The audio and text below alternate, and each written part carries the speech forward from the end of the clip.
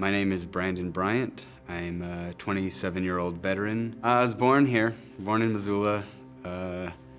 I was very much an introvert growing up. Single mother, 2 sisters, crap load of female cousins. So I was pretty much alone all the time. And I grew up with books and comic books and heroes and villains. I kind of grew up optimistic, idealistic.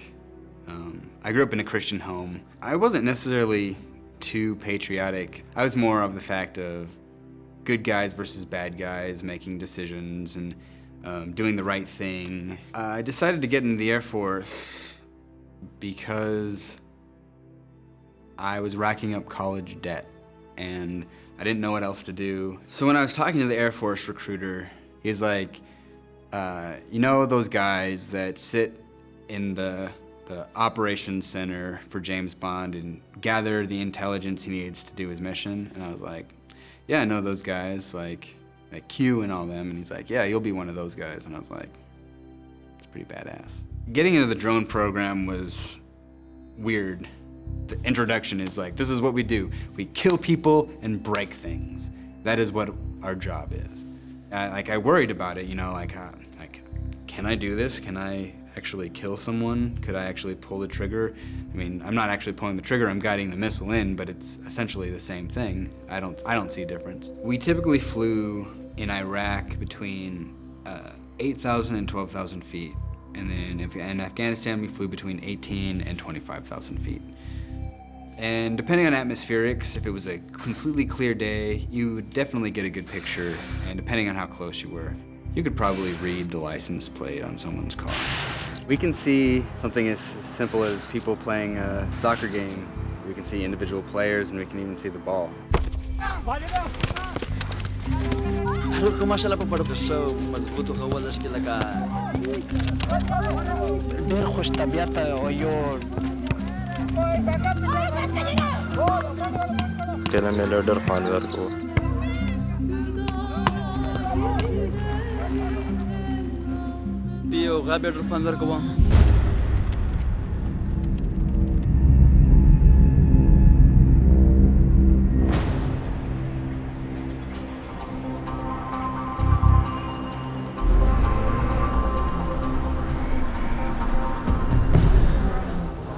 It would have been a 7 or 8 hour trip for the 16-year-old Tariq through treacherous terrain, through potential Taliban hotspots, and of course under drone surveillance.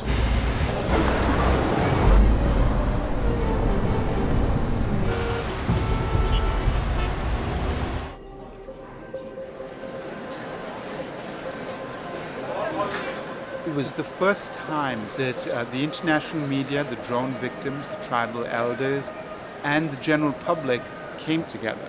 It was held in a 5-star hotel. The tribal elders spoke in terms of political implications, how they felt, and the drone victims spoke about personal stories.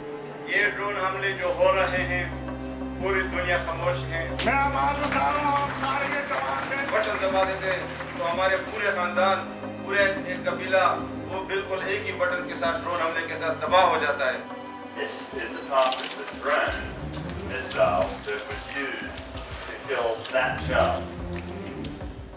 It was a gathering to get the voice of the victims of drone attacks out to the general public as well as the rest of the world. And that was the main goal. We were going to use the media to try and establish who had been killed and also why, where and how. Well, because of the inaccessibility of Waziristan, it's very, very hard to compile any kind of credible evidence or evidence that other people will see as credible. That was part of the reason we organised this conference in Islamabad. We called it a jirga. A jirga is a traditional tribal gathering. That's what people in that area use to settle their disputes.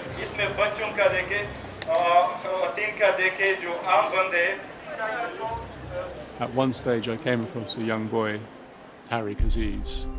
When I was talking to Tariq, one of the first things that he did was he handed me his cousin's student ID card. And as I looked at it, I looked back at Tariq and I noticed that he was crying. He started to tell me the story of his cousin who had been killed from a drone strike. He'd come to the Jirga primarily to inform us a little bit more about what had happened to his cousin, to people in his local village, and find out how to stop the killing. We sat together all day, we ate together at lunchtime, we laughed together, we became friends. Tariq was extremely intelligent and funny to be around. He had a nice sense of humour. He was fascinated by photography and intrigued by Western music, mentioning artists, and one that sprang to mind was Lady Gaga. He started to talk about drone strikes in his village, how he was unable to sleep at night.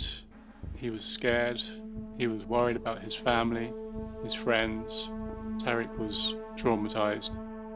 He wanted to talk about how he was affected by drone attacks and basically to give the message that the people of Waziristan want justice against the killings of innocent civilians under drone attacks that are operated by the US. और इस तरह सबूत इकट्ठा किया है कि इंशाल्लाह वो कोई भी किसी तरह भी नसिया है वाले झूठ साबित कर सकते हैं और पूरी अमेरिका कुव्वत भी लग जाए उसको गलत साबित नहीं कर सकते इंशाल्लाह। और जिसने तकरीबन उस दिन मैंने सब चीज़ें कैमरा को साथ रखा। दर्दनाक कहानी इन बच्चों की थी। दूसरा इनका भाई था, ये भी वो समझ रहे थे ये हमारा दूसरा भाई है, ये भी ड्रोन में जान बहाल हो चुका है। ये इनको उस वक्त कुछ मालूम नहीं हो रहा था कि मेरी माँ और मेरा बाप जो है इनके टुकड़े यहाँ पर पड़े हैं। And the people who were gathered there adopted a resolution condemning the strikes. The outcome of the Jirga was a big success because it allowed people to come together, listen to stories, and come to a common resolution. Then we went together to a rally, and Tariq Aziz traveled there with us. We travelled towards the rally, and Tariq sat next to me. He seemed relaxed. He was laughing with his friends. Tariq and everybody else got out, and they went to the rally.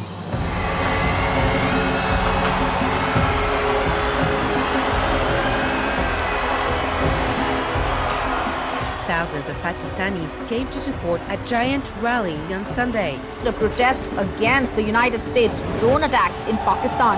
जो drones हैं, ये पाकिस्तान के अवाम की human rights की खिलाफत है। People from all over the country, irrespective of their ages and backgrounds, came together to the rally.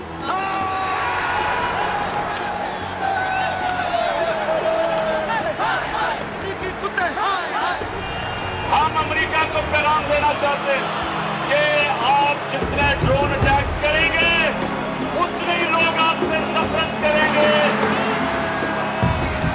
After that, Tariq Aziz and the other attendees returned to their homes.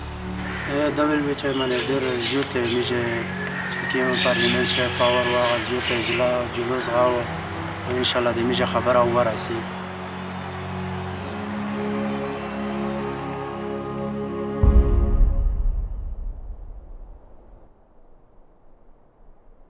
شدای میشه غسر وکړه سیټینګ مو وکړ ټول سیټینګ چې فوټبال میچ مو دای سبوتا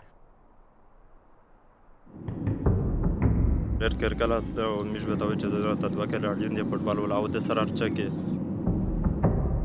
هم برکشیته چلوړه میج تپی کلی تا ګاډ شي پلولیتا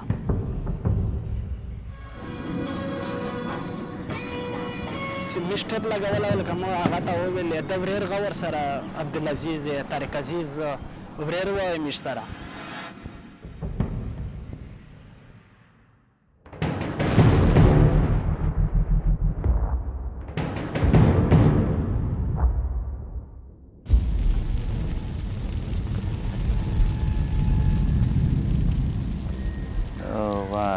یو ګیوه سره هغه شوله ختم شو او یو سویې وي درڅه دوه سره چې ګاډي نه مو سره روبسله مو سره خپل چې کوم ګاډی و دغه ګاډي ته مو سره چکړل دی د طریق بدن خو چې ما ولیده لکه ډېر خدای شته ورته هغه شول پریشان شول غمجن شول بېرته لکه د ده بل بیا د دې لکه مونږ خو په علاقې کې لکه پښتو ډېر غه دی لکه مونږ ته و چې بس سیر ته شه لکه ولته چې ورور سي د اول سر چې لکه ډېر سره ګابراو شي بجنه شو درنه جګه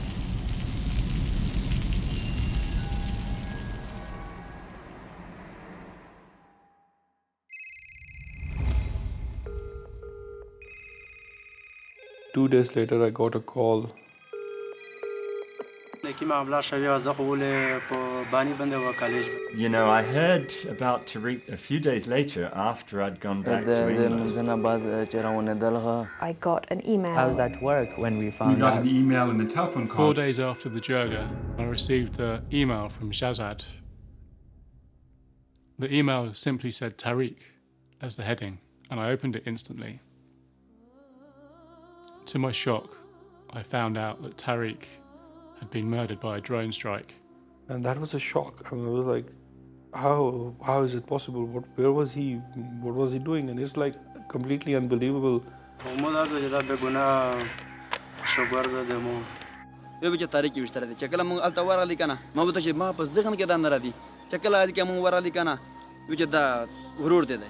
My initial thoughts were, this wasn't happening, this was just a dream. We didn't think that Tariq, the 16-year-old kid who wanted to talk about football, would be killed in a drone attack the same week that we'd met him.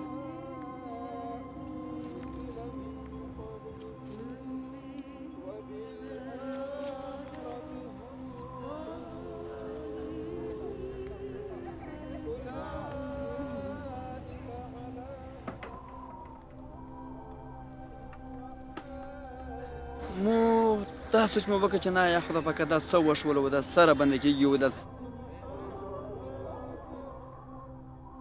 اوس خو لکه دی چې نشته که نه هغه خواشي نشته بلکل نه مجلسونه نه صحبتونه هغه مخکې چې دا خو هغه و لکه فټبالونه موږ خپل پکې پرېښودل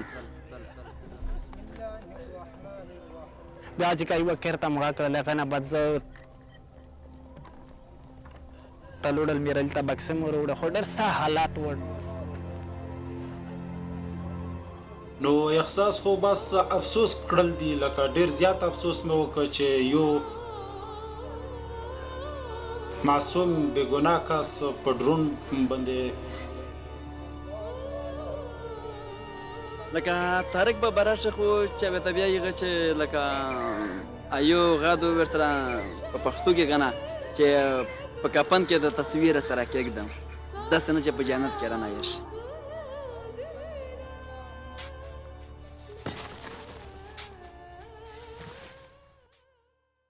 Why did it happen? Why was Tariq killed? If the U.S. had any information that Tariq Aziz was part of a criminal organization, was planning to carry out attacks on the United States, then our federal law enforcement agents should have been working with the authorities of Pakistan to arrest him. And one really has to ask the question why the government was not able to arrest or even question him. This is Islamabad we're talking about. It's the capital of the country. The population is over 1 million people. Jirga was a real public event. It was at a big hotel. It was advertised widely. It was an open event. Tariq Aziz was plainly visible to hundreds and hundreds of people. We talked with reporters. Everything about him that the authorities could have wanted to know about his location and about his recent activities were known to the United States. So it would have been extremely easy for them to approach him, sit down and talk to him, or for that matter, put him in jail. But instead the CIA chose to go and kill him without giving him the opportunity to give his side of whatever it is that they thought that he had done. There is no evidence there whatsoever. And they've given him no lawyers, there is no judge, and there's no jury. Our preference is always to capture if we can, because we can gather intelligence. But a lot of the terrorist networks that target the United States, the most dangerous ones, operate in very remote regions, and it's very difficult to capture them. But what we can discern from the pattern of strikes is that essentially Pakistan's been declared a no-capture zone, that automatically capture is not considered feasible. If you just look at the numbers, there have been dramatically more people killed in recent years than have been captured. They've killed maybe 3,000 to 4,000 people in targeted killings, and they've captured a handful. There are no CIA agents in Waziristan, so they rely on local people. And this is where the fundamental wrong is, because these people are working for you for money. And that reliance is utterly misplaced. And what you see in Tariq's case, and it just pains me to say this, that you know without any real room for dispute that there was someone in that room when we were having our jirga who was an informant for the US intelligence services, and that person picked out Tariq. I can tell you as a matter of fact that Tariq was not an extremist. And the way you know what intelligence they relied on to kill someone is what they release immediately after the killing. And in that case, they said 4 militants were killed. And of course, we know that 2 kids were killed. That's how it happened. I asked the CIA about the strike, and their response was, on that day, no child was killed. In fact, the adult males were supporting al-Qaeda's facilitation network. So despite all of these technological assets and human assets, we're not there, we don't know. And I think there is a lot of room for error. Killing Tariq was clearly breaking the law. In fact, it was further than that. It was just murder. Tariq Aziz was one of almost 300 children killed. Why are these children being killed? This is a targeted, focused effort at people who are on a list of active terrorists. The killing of Tariq Aziz has to call into question the credibility of the government's kill list methodology. The vast majority of the strikes here are against people whose identities the government doesn't know. We do not know where targeted killings are authorized to be used. We do not know the specific identities of people who have been killed. The Constitution empowers the president to protect the nation from any imminent threat of attack. So how can Tariq Aziz, a 16-year-old boy, possibly meet that definition of imminent threat? The Justice Department has defined an imminent threat based not on whether the threat is specific and immediate, which is what imminent means. So that people pose imminent threats regardless of whether they are actually engaged in any ongoing immediate attack against the United States. We have a responsibility to defend this country, and that's what we're doing. Killing Tariq hasn't made us any safer. It's taken away a young boy's life. It's destroyed a family and a community. Under the interpretations we've heard from the administration and members of Congress, drone strikes could go on indefinitely against enemies that keep morphing into new enemies. But killing should be the exception, not the rule. Tariq Aziz should never have died. The U.S. should not have been using military force to attack innocent civilians, let alone children.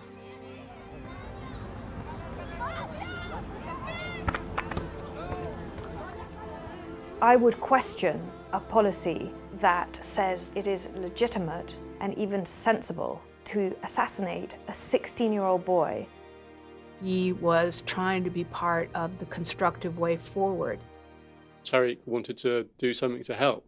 I think he felt that he had more to give, more to talk about, and more to understand. And the impact of Tariq's murder on my life has been huge. It made me reflect deeply and made me question a lot of things. He has now become a symbolic figure in innocent children that have been killed by drone strikes. He was just a kid.